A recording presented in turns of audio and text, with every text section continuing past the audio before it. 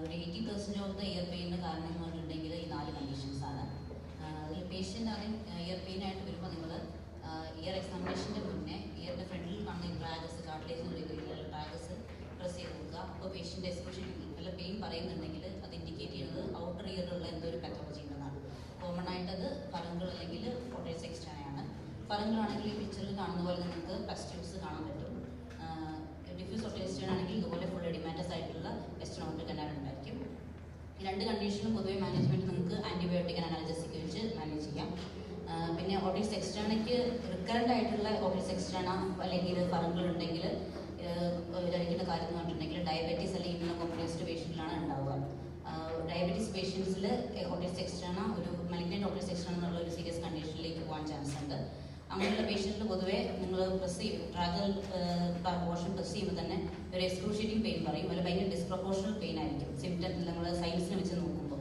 അല്ലെങ്കിൽ നിങ്ങൾ എക്സാമിൻ ചെയ്യുമ്പോൾ എന്തെങ്കിലും റെഡ് കളർ പോളിപ്പ് എസ്റ്റനോട്ട് കനാൽ കാണുന്നുണ്ടെങ്കിൽ അത് മലിഗ്നൻ്റ് ഓട്ടീസ് എക്സ്ട്രാന ആവാൻ ചാൻസ് ഉണ്ട്.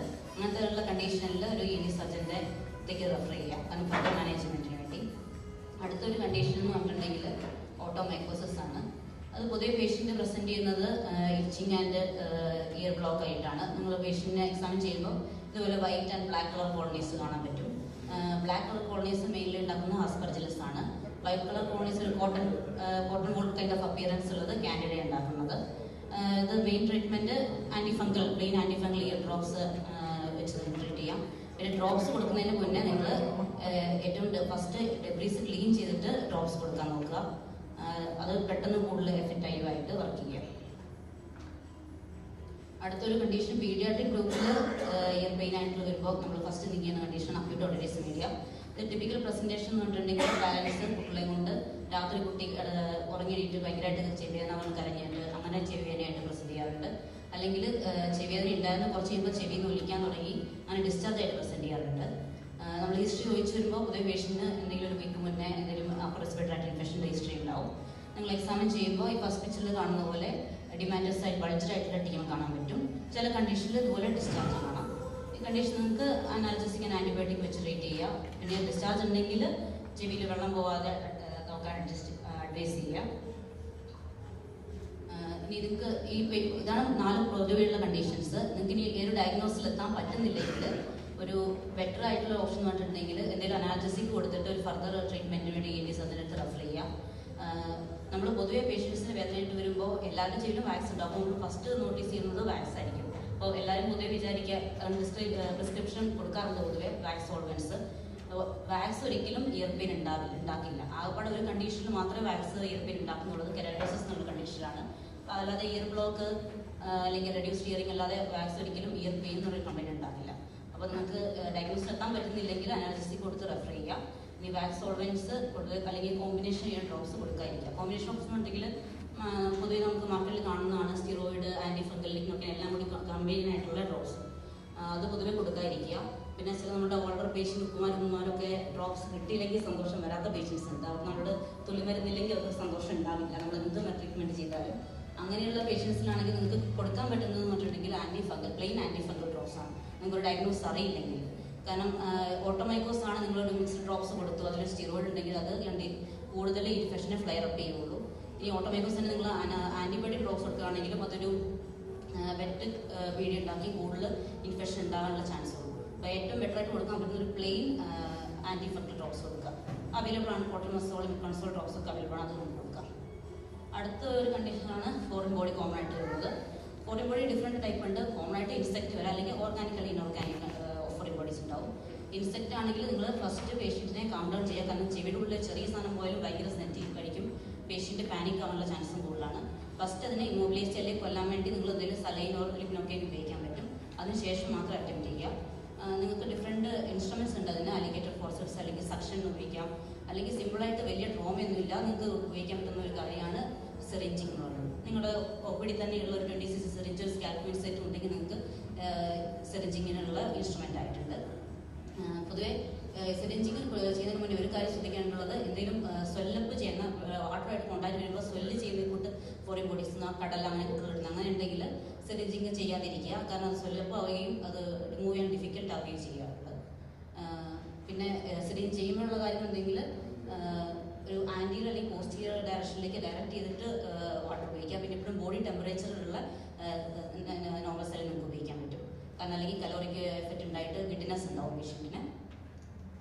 ഡയറക്റ്റായിട്ട് നമ്മൾ ബ്ലൈൻഡായിട്ട് പുഷ് ചെയ്യാതിരിക്കുക. കാരണം ഡയറക്റ്റ് ഭയങ്കര ഫോഴ്സ്ഫുൾ പുഷ് ചെയ്യുമ്പോൾ ടീമിന് ട്രോമ ഉണ്ടാകാനുള്ള റിസ്ക് കൂടുതലാണ്.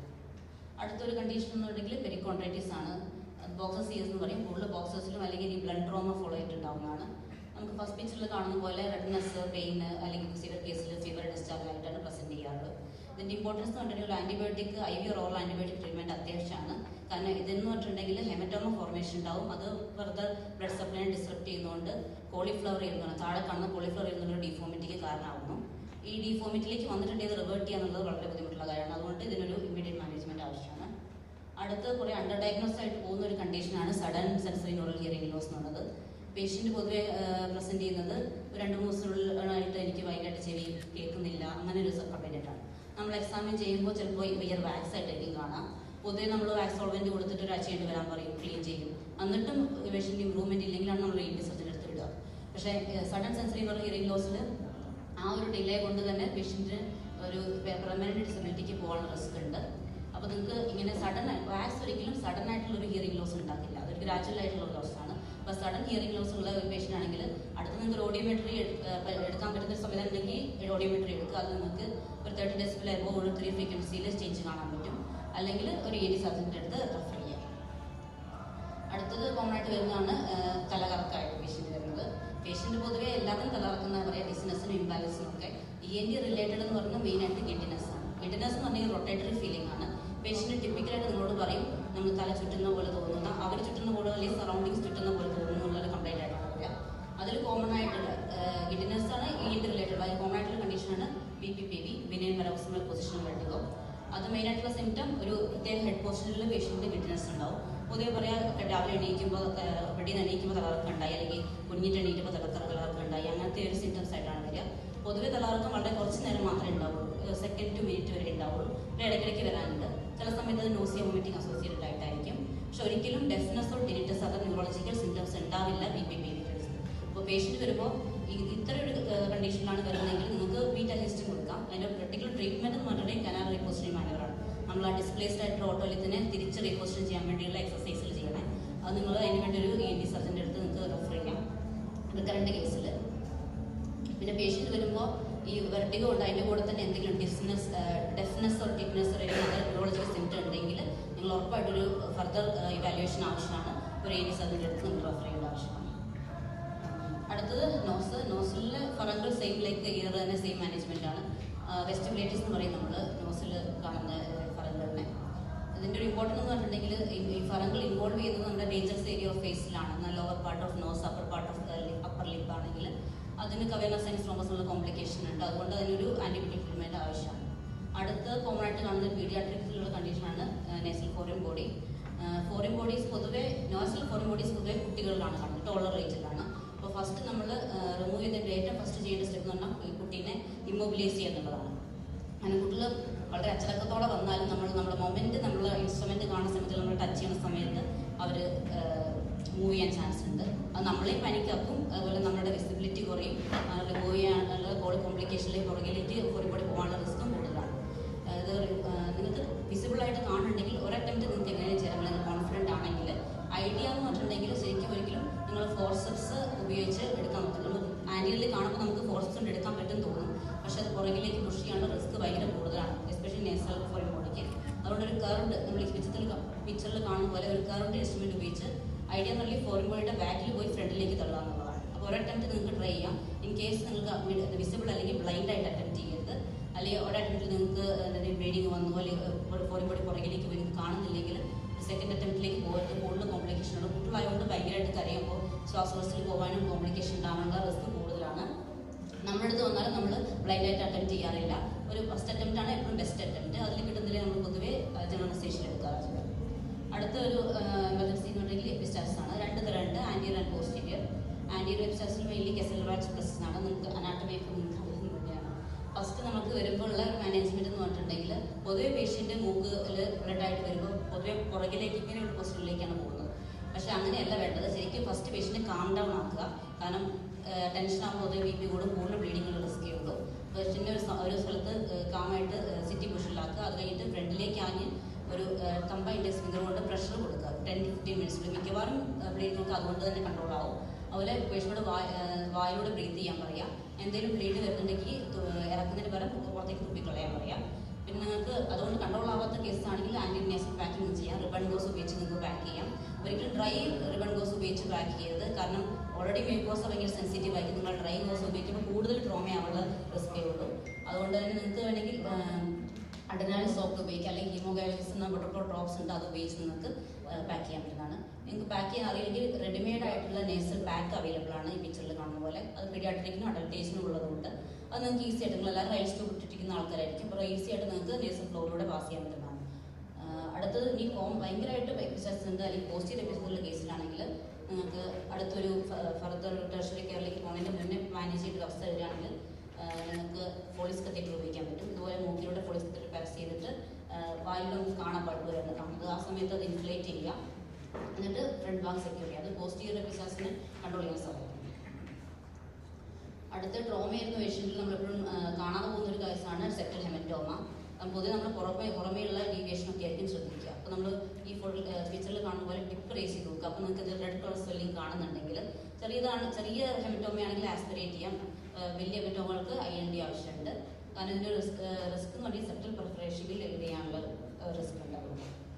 അടുത്ത ത്രോട്ടിൽ അക്യൂട്ട് കണ്ടീഷൻസ് ആയിട്ടുള്ള എപ്പോഴും നമ്മൾ ത്രോട്ട് എക്സാമിൻ ചെയ്യുമ്പോൾ പൊതുവെ നമ്മളൊരു ഹെഡ്ലൈറ്റ് അല്ലെങ്കിൽ ടോർച്ച് ഉപയോഗിച്ച് കാണുകയാണ് ചെയ്യുക. എപ്പോഴും ടങ് ഡിപ്രസ് ഉപയോഗിച്ച് ടങ് ഡിപ്രസ് ചെയ്തിട്ട് നോക്കുന്ന ഒരു ഹാബിറ്റ് ഉണ്ടാക്കുക. കാരണം ഈ പെരിറ്റോൺസിൽ ആബ്സെസ് അങ്ങനത്തെ കണ്ടീഷനൊക്കെ നമ്മൾ മിസ് ചെയ്യാൻ ചാൻസ് ഉണ്ട് വെറുതെ നമ്മൾ ടങ് ഡിപ്രസ് ഉപയോഗിക്കാതെ എക്സാമിൻ ചെയ്യുമ്പോൾ. കോമൺ ആയിട്ടുള്ള ടോൺസിലൈറ്റിസ് വാരിയസിങ്ങൾ കൂടുതൽ മാനേജ് ചെയ്യുന്നതാണ് ആൻറ്റിബയോട്ടിക് അനർജസിക് ഉപയോഗിച്ച് മാനേജ് ചെയ്യുക. അങ്ങനത്തെ ഇൻഡിക്കേഷൻസ് ഉണ്ട് സർജറിക്ക്. റിക്കറൻറ്റ് എപ്പിസോഡ് പെരിറ്റോൺസിൽ ആബ്സെസ് ഉണ്ടെങ്കിൽ നിങ്ങൾക്ക് സർജറിക്ക് റെഫർ ചെയ്യാം. പെരിറ്റോണൽ സർജറി നിങ്ങൾ ടങ് ഡിപ്രസ് ചെയ്ത് നോക്കുമ്പോൾ ഇങ്ങനത്തെ ഫീച്ചേഴ്സ് കാണാൻ പറ്റും. ഒന്ന് യൂവിലെ ഒരു സൈഡിലേക്ക് ഡീവിയേറ്റ് ചെയ്തിട്ടുണ്ടാവും, ഒരു സൈഡിൽ മാത്രം പഠിച്ചിട്ടുണ്ടാവും. ഒരു പേഷ്യൻറ്റും നല്ല ഡിഫിക്കൽറ്റി സോൾവ് ചെയ്ത് റൂളിംഗ് ആയിട്ട് വരാൻ ചാൻസ് ഉണ്ട്. ഒരു സൈഡിലേക്ക് കൂടുതൽ പെയിൻ കംപ്ലൈൻറ്റ് ചെയ്യാൻ ചാൻസ് ഉണ്ട്. ഇതിനൊരു IV അല്ലെങ്കിൽ ഓറൽ ആൻറ്റിബയോട്ടിക് ആവശ്യമാണ്. കാരണം ഡീപ്പ് എക്സ്പെൻസ് ഇൻഫെക്ഷനിലേക്ക് പോകാനുള്ള റിസ്ക് ഉണ്ട്. അടുത്തൊരു കണ്ടീഷനാണ് ഫോറിൻ ബോഡി. ഫോറിൻ ബോഡിയിൽ പൊതുവെ കോമൺ ആയിട്ടുള്ള ഫോറിൻ ബോഡി എന്ന് പറഞ്ഞെങ്കിൽ ഫിഷ് ബോൺ ആണ്. അത് പൊതുവേ ലോഡ് ചെയ്യുന്ന സ്ഥലം എന്ന് പറഞ്ഞെങ്കിൽ ടോൺസിൽസ് ആണ്. അത് നിങ്ങൾക്ക് ടങ് ഡിപ്രസ് ഉപയോഗിച്ച് ഹെഡിലേക്ക് നോക്കുമ്പോൾ തന്നെ ടോൺസിലുള്ള നിങ്ങൾക്ക് തന്നെ ഒരു അലിഗേറ്റർ ഫോഴ്സ് വെച്ച് മേടിച്ച് റിമൂവ് ചെയ്യാൻ പറ്റുന്നതാണ്. അടുത്തത് ഫർദർ പോകാനുള്ള ചാൻസ് ഉള്ള സ്ഥലങ്ങൾ എന്ന് പറഞ്ഞാൽ വെലിക്കുല അല്ലെങ്കിൽ ബേസ് ഓഫ് ടങ് ആണ്. അത് നിങ്ങൾക്ക് ഹെഡിലേക്ക് റിമൂവ് ചെയ്യാൻ പറ്റണമെന്നില്ല. അതിനൊരു 70 ഡിഗ്രി എൻഡോസ്കോപ്പിൽ സഹായത്തോടെ മാത്രമേ ചെയ്യാൻ പറ്റുള്ളൂ. അതിനൊരു നിങ്ങൾ ENT സർജൻ്റെ സഹായം വേണ്ടി വരും. അടുത്തത് കുട്ടികളിൽ കോമൺ ആയിട്ട് കാണുന്ന ഒരു ഫോറിൻ ബോഡിയാണ് കോയിന്. അത് കോയിൻ്റെ ഒരു സോളോ ചെയ്ത് വരുന്ന പേഷ്യൻ്റ് ആണെങ്കിൽ അത് നിങ്ങൾ എക്സ്റേ എടുക്കുക. SS official AP lateral. അതിൽ ചില സമയത്ത് പാരൻസ് കണ്ടിട്ടുണ്ടാവും എന്താണ് സോളോ ചെയ്തിട്ടുള്ളത്. അങ്ങനെയാണെങ്കിൽ നിങ്ങൾക്ക് ഏതെന്ന് അറിയാൻ പറ്റും. പക്ഷേ എപ്പോഴും നമ്മൾ രണ്ടും ഒരുപോലെ കാണുന്ന ഒരു ഫോറിൻ ബോഡിയാണ് കോയിൻ ആൻഡ് ബട്ടൺ ബാറ്ററി. രണ്ടും ഓൾമോസ്റ്റ് ഒരേ സൈസാണ്. നമ്മൾ എക്സ്റേ കാണുമ്പോൾ ഇത് രണ്ട് കാണുമ്പോൾ നമുക്ക് ഏകദേശം ഒരുപോലെ നമ്മൾ കോയിനാന്ന് വിചാരിക്കും. ചിലപ്പോൾ പാരൻസ് നോട്ടീസ് ചെയ്തിട്ടുണ്ടാവും ഇത് കോയിനാന്ന് വിചാരിച്ചിട്ടുണ്ടാവുക. അപ്പോൾ ഇതിൽ രണ്ടും എമർജൻസി തന്നെയാണ്. പക്ഷേ ബട്ടൺ ബാറ്ററി എന്ന് പറഞ്ഞൊരു അഗ്രസീവ് എമർജൻസി ആണ്. കാരണം അതിന് ടൈം കൂടുന്നതനുസരിച്ച് അതിൽ കൊറോഷൻ്റെ ഇതും റിസ്ക്കും കൂടുതലാണ്. അത് നമുക്ക് എക്സ്റേ തന്നെ കണ്ടുപിടിക്കാൻ പറ്റും. നിങ്ങൾ കാണുന്ന പോലെ ബട്ടൺ ബാറ്ററി ആണെങ്കിൽ ഒരു ഡബിൾ ലൂമൻ, ഒരു ഡബിൾ റിങ് കാണാൻ പറ്റും എക്സ്റേയിൽ. കോയിൻ ആണെങ്കിൽ ഒരു യൂണിഫോം ആയിട്ടുള്ള സർക്കുലർ ഷേപ്പ് ആയിരിക്കും ഉണ്ടാവുക. ഇതിനൊരു റിജിഡിയോസോഗോസ്കോപ്പി വേണം. അണ്ടർ GA ലാണ് റിമൂവ് ചെയ്യുക. അപ്പോൾ പേഷ്യൻ്റ് വരുമ്പോൾ ഓൾറെഡി പേഷ്യൻ്റ് മിക്ക പേഷ്യൻസും എന്തെങ്കിലും മെഴുകി വരുമ്പോൾ കുറേ പാലും പഴവും കഴിച്ച് പരമാവധി ഇറക്കാൻ നോക്കിയിട്ടാണ് വരിക. നിങ്ങളുടെ അടുത്ത് വരുമ്പോൾ പൊതുവെ നിങ്ങൾ ഫസ്റ്റ് ഇത് കണ്ടിട്ടുണ്ടെങ്കിൽ ഫസ്റ്റ് പറയേണ്ടത് NPO ആണ്. കാരണം ഇൻ കേസ് എന്തെങ്കിലും ബട്ടൺ ബാറ്ററി ആണെങ്കിൽ നമ്മൾ ടൈം എടുക്കുന്നതനുസരിച്ച് 6 മണിക്കൂർ NPO വേണം. ആ ടൈം എടുക്കുന്നതനുസരിച്ച് കൂടുതൽ ഡാമേജ് ചാൻസ് കൂടുതലായിട്ട് അത് എപ്പോഴും ഫസ്റ്റ് അഡ്വൈസ് ചെയ്യാം. Thank you.